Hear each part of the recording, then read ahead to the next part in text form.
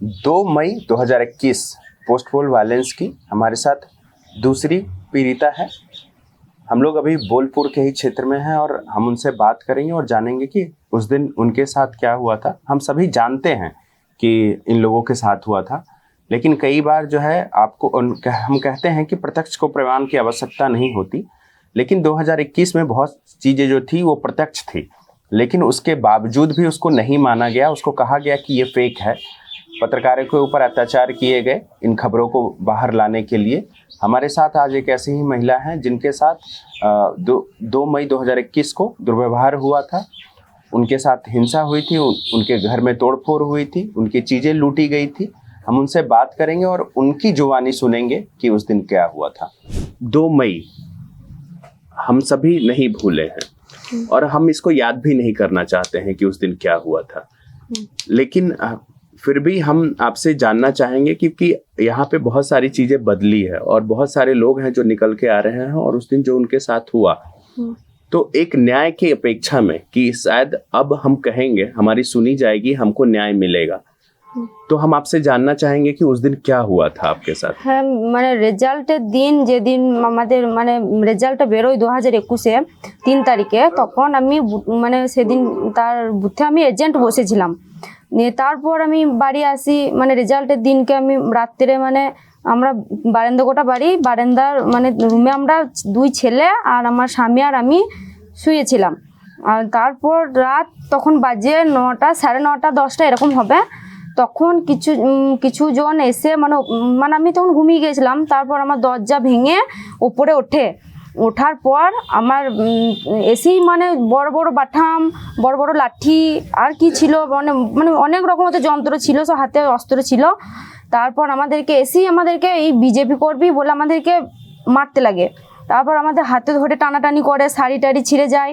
তারপর ভীষণ মানে মারধর করে, মানে এত মারধর করে আমার পায়ের এখানটা আমার কালধানি পড়ে গিয়েছিল, এখানটা আমার খাল হয়ে গিয়েছিল, পায়ে ওষুধ খেতে হয়েছে, ডাক্তার দেখাতে হয়েছে। আমার স্বামীকেও প্রচুর মারে। আমার ছেলেরা চিৎকার করে, মানে বারান্দাতে এমন চিৎকার করে কেঁদে বেড়ায় আমার ছেলেরা, আমার শাশুড়ি কেঁদে বেড়ায়।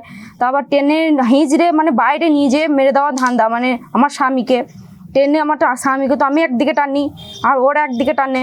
তারপর মানে আমার স্বামীকে আমি টানতে থাকি, ওরাও টানতে থাকে, বাইরে বেরিয়ে নিয়ে গিয়ে আর কি মেরে দেবে আর কি। সেই জন্য তারপর ওরা মারধর করার পর কোনো রকম আমার স্বামীকে আমি মানে ধরলাম। তারপর ওরা কিছুক্ষণ পর তারপর ওরা চলে যায়। তারপর আমার বাড়িতে সাইকেল ছিল, সাইকেলগুলো ভাঙচুর করে দিল। তারপর অ্যাডভেস্টার ছিল, অ্যাডভেস্টারগুলো ভাঙচুর করলো, ঘরে জিনিসপত্রগুলো ভাঙচুর করে দিয়ে চলে গেল। এই নিয়ে আবার তারপরের দিন সকালবেলায় আবার এসছে, এই এখনও বাড়িতে আছে, ধর দিয়ে এই বলে আবার আমার স্বামী আবার আমরা ছেলে দুটোকে নিয়ে দৌড়ে পালাই, যে অন্যজনের বাড়িতে গিয়ে ঢুকি আর আমার স্বামী ঘরের ভিতরে খিল লাগিয়ে দেয়। তা পরের দিনকে আবার সেই পরের দিনকে প্রচুর 50-100 জন লোক আসে, সেখানে ওরকম দরজা ভাঙতে লাগে। আমার স্বামী খিল লাগিয়ে দিয়েছে দরজাতে, আমরা গ্রাম থেকে পালাই নাই বলে। তা দরজা ভেঙে বের করবে, সেই মুহূর্তে আমি আবার আসি, এসে বলি যে দেখো আমাদেরকে প্রচুর মারধর করলে, আবার কিসের জন্য মারধর, কি এমন অন্যায় করেছি। তা ওরা বললো যে তোমরা বিজেপি করবে কেন, বিজেপি করতে গিয়েছো কেন, কিসের জন্য বিজেপি করবে, বিজেপি কিয়া है इसलिए तुम्हारे साथ ऐसा कर रहे हैं। আমরা বিজেপি করেছি আমার স্বামী আমি 2013 থেকে, তখন থেকে আমরা বিজেপি করি। এই বলে আমাদেরকে আবার আমার স্বামীকে আমি গিয়ে আবার আটকাই, আবার গিয়ে আমি ওখানে গিয়ে ওদের সামনে গিয়ে দাঁড়াই, আবার আমি বলি, পায়ে হাতে ধরি, বলছে গ্রামে যেন থাকা না হয়, আবার আসবে আবার কিন্তু খুন করে দিয়ে যাব। এই বলে আবার আমি কি করবো, আবার আমার স্বামীকে আবার আমার গ্রাম থেকে আমরা পালিয়ে যেতে হলো। तो कौन लोग थे वो लोग? अगर उस भीड़ में तमाम लोग थे, लेकिन कुछ लोग थे जिनको आप अगर पहचान सकती हैं, क्योंकि लोग उन चेहरों को भूलते नहीं हैं जो आपके ऊपर अत्याचार करते हैं। হ্যাঁ আমি চিনি। कौन से? একজন হচ্ছে ফুলোর ছেলে, আর একজন ছিল জালুর ছেলে, আর একজন ছিল ওই হৃদয় শেখের ছেলে, আর একজন বাছাই শেখ। হ্যাঁ শেখ, সব শেখ টাইটেল, ये सब शेख थे। হ্যাঁ সব শেখ, सब मुसलमान। হ্যাঁ সব মুসলমান। এই চারজন মানে আমাকে স্বামীকে আমাকে খুব মারধর করে হিজলি করে টেনে নিয়ে যাওয়া, শাড়ি টাড়ি ছিঁড়ে দেওয়া, সবকিছু এরকম হয়েছে। और घर के बाहर जो भीड़ थी वो कौन लोग? ও মানে প্রচুর লোক ছিল, এত মানে 50-100 জন বটে। 50 से 100 लोग। হ্যাঁ 50-100 হবে এরকম, প্রচুর লোক।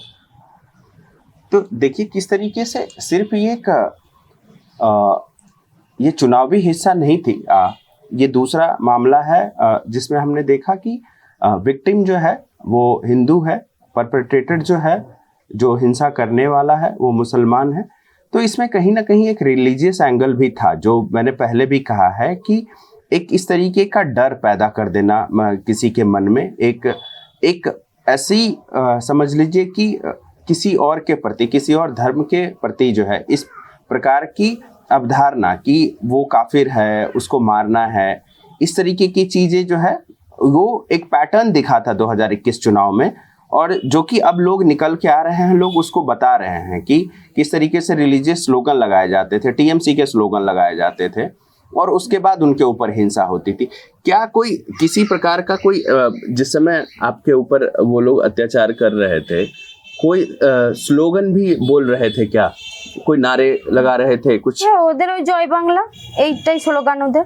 জয় বাংলা, হ্যাঁ জয় বাংলা, जो टीएमसी का টিএমসি, সব টিএমসি। ये कौन सा जय बंगला है जो जय बंगला के नारे लगा करके एक औरत के साथ बदतमीजी की जाती है, उसको मारा जाता है, उसको पीटा जाता है, उसकी जो बहुमूल्य चीजें हैं वो लूटी जाती है?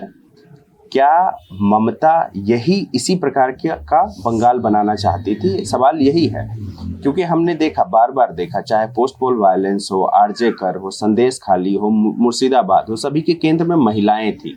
और महिलाएं, ऐसा नहीं थे कि महिलाओं के साथ सिर्फ हिंसा हुई थी, महिलाओं के साथ बदतमीजी हुई, उनके बलात्कार किए गए, सामूहिक बलात्कार किए गए।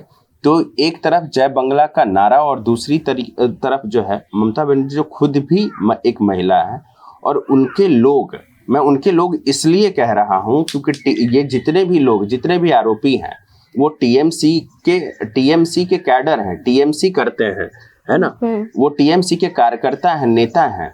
तो वो लोग इस प्रकार करते हैं, तो ये कौन सा जय बंगला जो है ममता बनर्जी और टीएमसी बनाना चाह रही थी?